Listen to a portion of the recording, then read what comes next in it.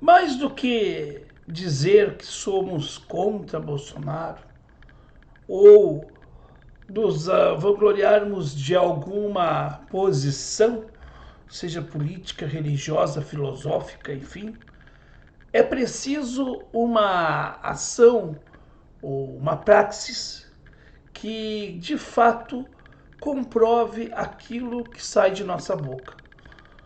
Nesse sentido, eu penso, não sei se você também pensa o mesmo, que não basta dizer-se contra Bolsonaro, é preciso uma ação efetiva contra ele.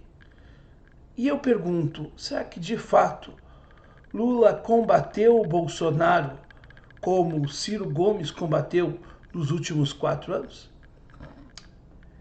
Este é o X da questão.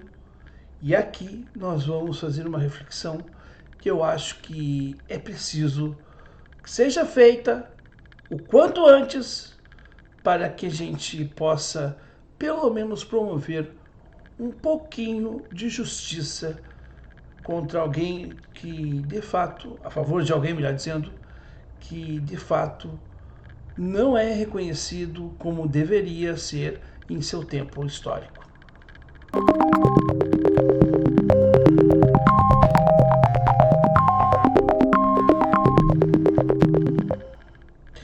Muito bem, antes da gente de fato começar o nosso X da questão,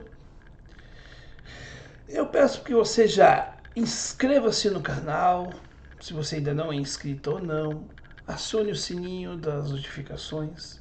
Também, é claro, fique à vontade para deixar os seus comentários. E quero agradecer a você que já se soma à nossa comunidade, à nossa família de 15 mil aqui no nosso YouTube. Eu sei que a nossa soma aqui ainda é pequena diante dos números globais e tudo mais, mas eu valorizo cada view que tem esse canal. Mesmo que seja poucos, o que importa é que eu sei que tem pessoas que me escutam e eu valorizo as pessoas que me escutam. Então, tê-la ou tê-lo aqui comigo é uma honra. É uma honra mesmo. E espero que você continue aqui, né, participando, refletindo, porque aqui a gente não tem censura com, com opiniões de ninguém. Agora a gente também não aceita desaforos gratuitos. Aí isso também às vezes acontece, né? Pessoas que já vêm com um tom grosseiro, aí não tem o que fazer, né? O diálogo se requer, né? Requer que haja respeito mútuo. Quando as pessoas não te respeitam, tu também não tem a obrigação de respeitar elas. E aí você tem que coibir, né? Infelizmente. Mas vamos lá, gente. O tema do nosso vídeo de hoje é isso, né? Quem mais combateu Bolsonaro? Lula ou Ciro?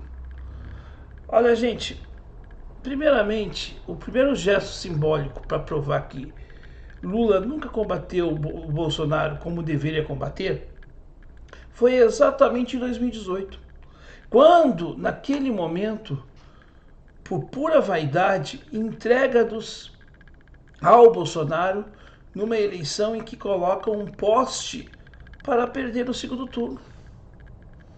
Ali, o Lula já estava favorecendo o Bolsonaro.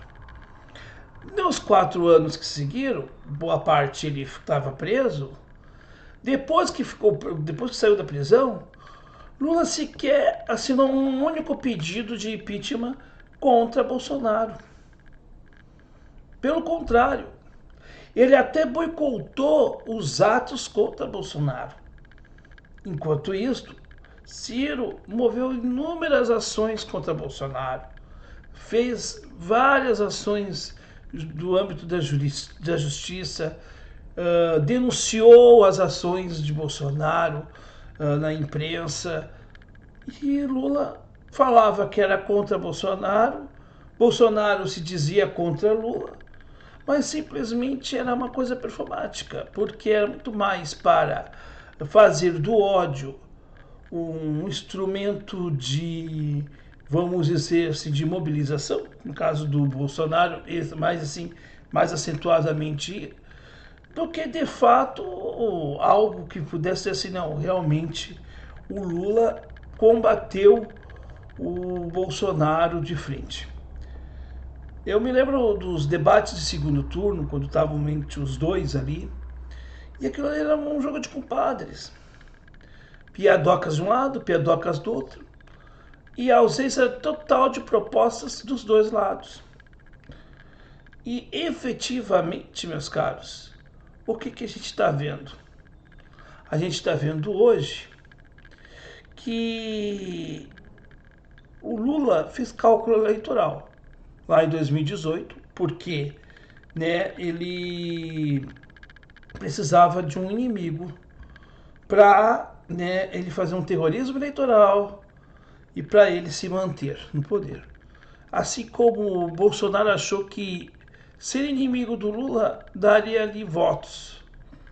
O que inclusive está sendo colocado no julgamento que está ocorrendo no TSE sobre Bolsonaro.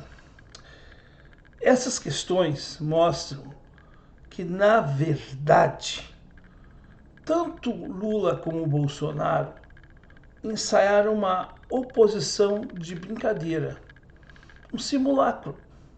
E esse simulacro, de fato, vejamos bem, ele favoreceu uma das pontas para ganhar.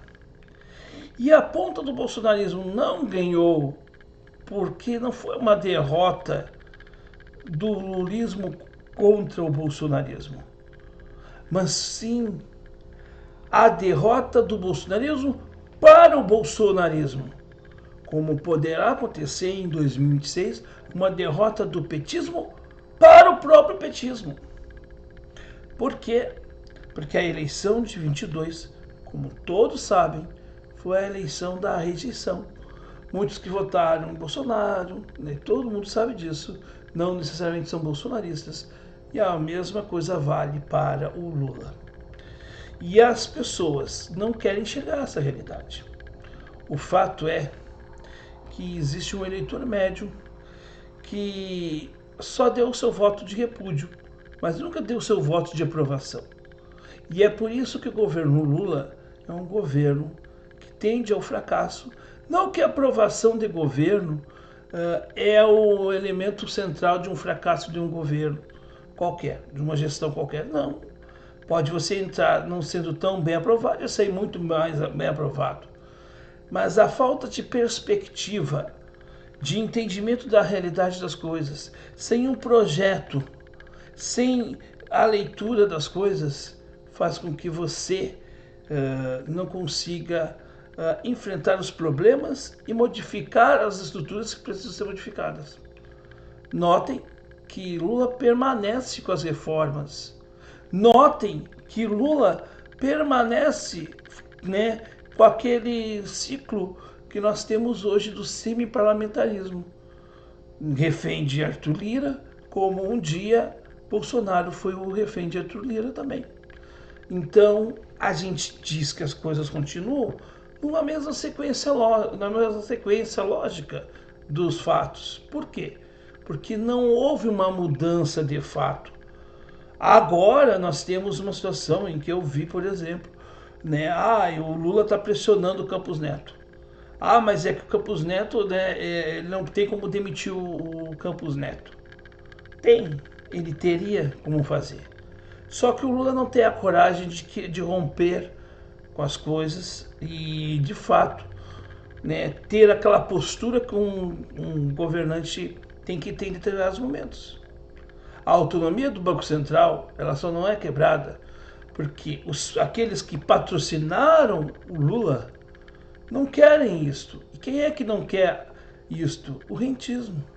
O rentismo que continua dando as cartas. Então, quando nós falamos que o governo Lula, em determinados momentos, dá continuação ao governo anterior, não é uma falsa simetria. É uma constatação, e uma triste constatação. Porque nós queríamos que tivesse alguma ruptura, sim.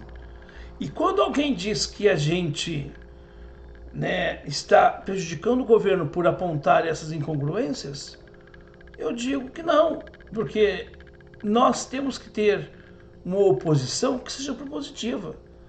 E nós aqui estamos no papel de opositores, mas apoiando sim, para que esse governo possa fazer coisas que ainda beneficiem um pouco a população desse país que tanto sofre. E esconder os problemas não vai resolvê-los. Só que falta essa atitude, essa coragem por parte desses que estão aí. Porque agem exatamente da mesma maneira daqueles a qual eles criticam.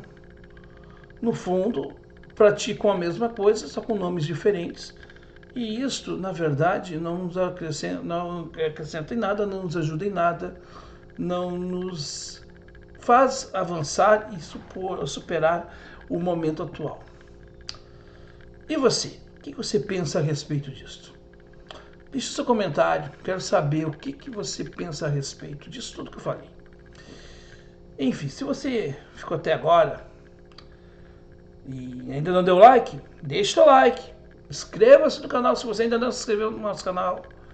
Aperte o sininho das notificações, porque nós temos vídeos novos sempre de segunda a sábado às 18 horas e aos domingos às 9 da manhã. É isto.